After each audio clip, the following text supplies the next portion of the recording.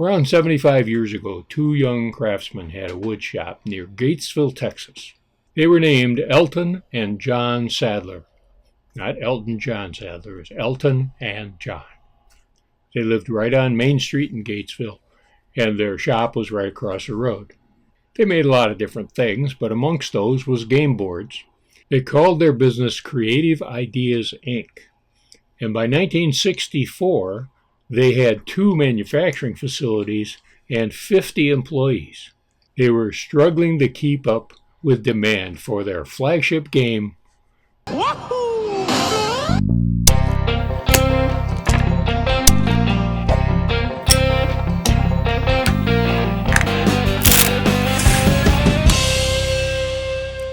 The Sadler brothers did pretty well with their Wahoo game. They made some other stuff like Chinese checkers boards, bulletin boards, slingshots, just little wooden novelties. Then in 1966, a fire leveled one of their facilities. Well, they decided to rebuild, but they decided to rebuild 200 miles west of Gatesville in a town called Henderson. There, they continued to grow the business and expand their distribution all across the USA. But then they just seemed to fade away. I couldn't track down the fate of the company after the 1960s. But as I dug a little deeper, I realized that the game Wahoo and the name Wahoo was not unique to the Sadlers. The game is a descendant from much, much older games. It can be tracked all the way back to Pachisi in ancient India. I've posted a lot of other games that also they trace their lineage the same way, and one of these days I'm going to do a video on Pachisi and all of its descendants. I'm working on the family tree right now. But with each variation on that theme, there is something unique about its play or its board. Changes in the shape of the track, the number of spaces, the starting and finishing, some of the movement, hazards, and safe spaces. They all make these variations interesting in themselves. Now, apparently Wahoo got its start back in the 1930s, and it's based on a German game which is called Mensch ärgere dich nicht. This one doesn't have a copyright date on it anywhere, but I think it's probably about 50, 60 years old. In English, that means, man, don't get angry. That game was developed by a fellow named Joseph Friedrich Schmidt in 1907. He was the founder of the company Schmidspiele, which is still with us today. Over 70 million copies have been sold of that German game. Now, there's an early 40s example of Wahoo that has a patent pending on the back. That was made by Matthews Manufacturing. But on April 27, 1943, design patent number 135580 was granted to someone named O.T. Querness for a game board that looks like this. And shortly after that, a company called Zondyne Games was publishing a version of Wahoo, and that one clearly displayed that design patent number. So apparently Matthews' pending design patent is still pending. The Zondyne company had pretty good success with Wahoo during the 40s. They also produced some other games, tie-ins to popular radio shows at the time. Take It or Leave It was a hit game show on CBS Radio that later evolved into the $64,000 question.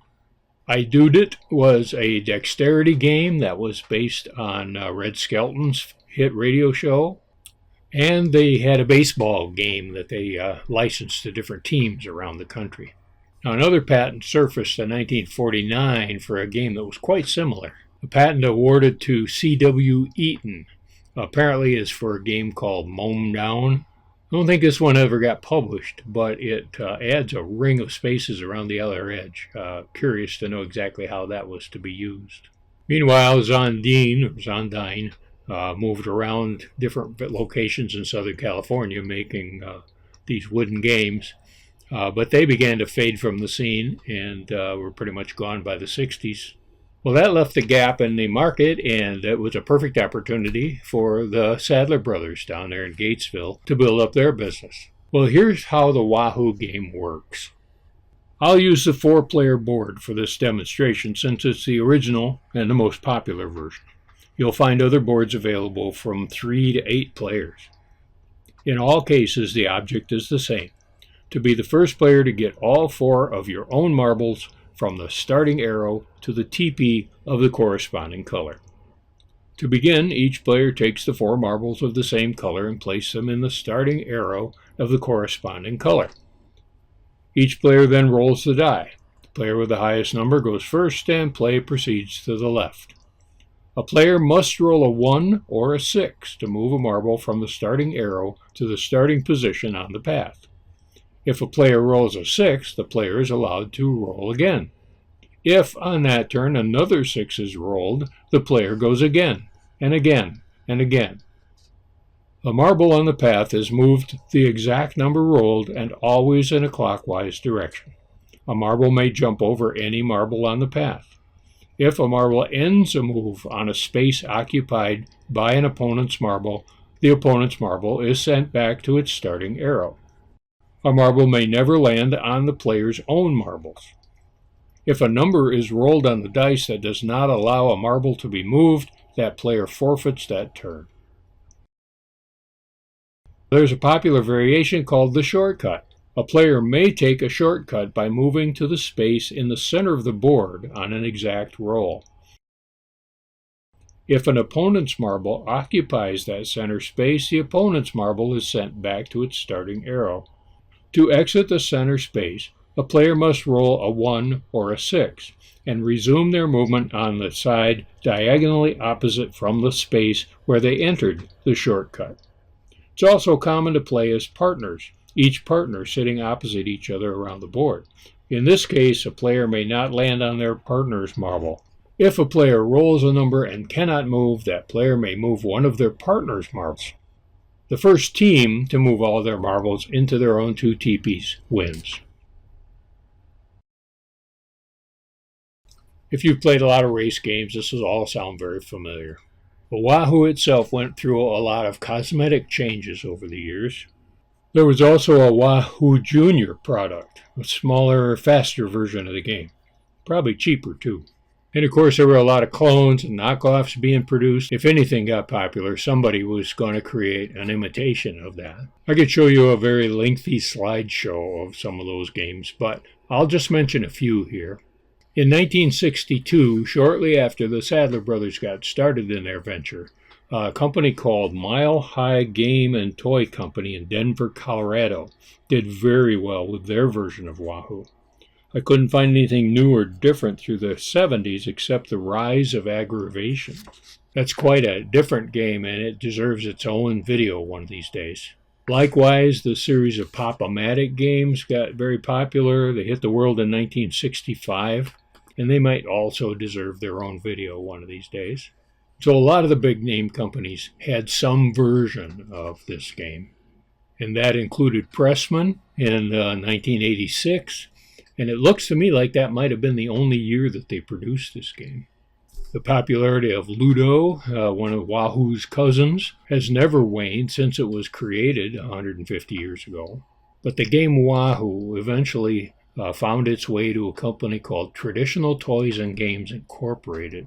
They're based in Texas, and their website is called wahoogames.com.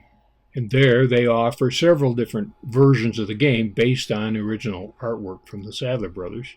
And in addition to that, Etsy has many, many variations on the game available, and also the previously owned versions of the games available on Etsy.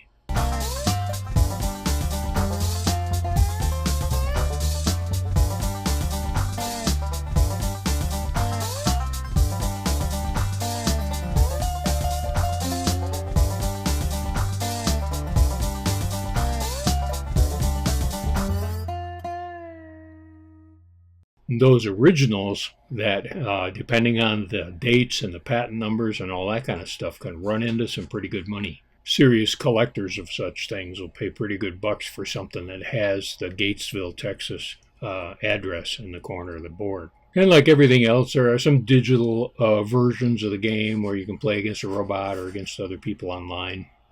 Quite a number of different possibilities. But if you have any of the Parcheesi, Ludo, Wahoo versions of those games, You can try out a lot of the variations as well if you find the rules online. And that allows you to be sure to play every day.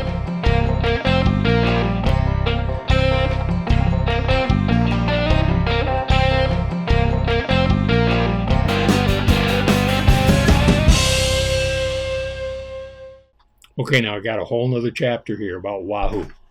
In the Dakota language, it means arrowwood. In 1875, it was a powerful tonic.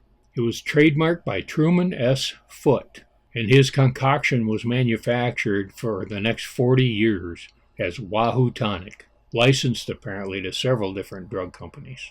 In the 1920s, this Chief Wahoo Buckaroo toy was marketed for kids.